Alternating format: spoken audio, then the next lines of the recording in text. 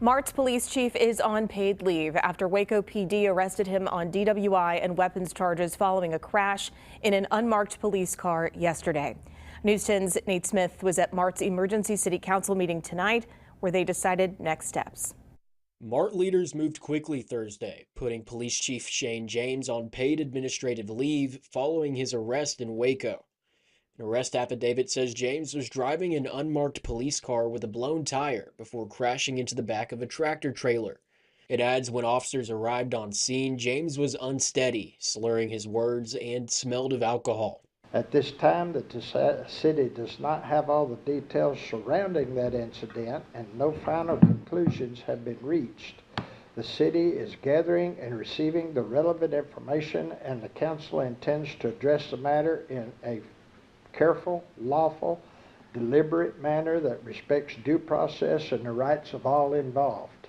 According to the affidavit, James told officers he'd had 3 beers earlier in the evening. It also states inside the wrecked unit they found a handgun on the floorboard, as well as a rifle in the car's rifle holder and an open, almost empty bottle of rum. Jail records showed James was charged with DWI with an open container, unlawful carrying of a weapon, and collision causing damage to a vehicle. Well, it's an unfortunate situation, but we're going to come together as a community and we're going to get past this.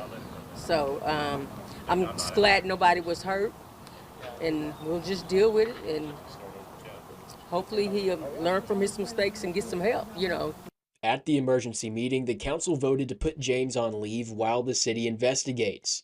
He held the titles of police chief and city administrator.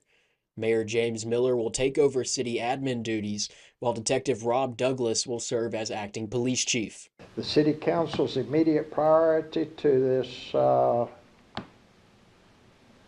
is to ensure that the daily operations of the city continue without interruptions.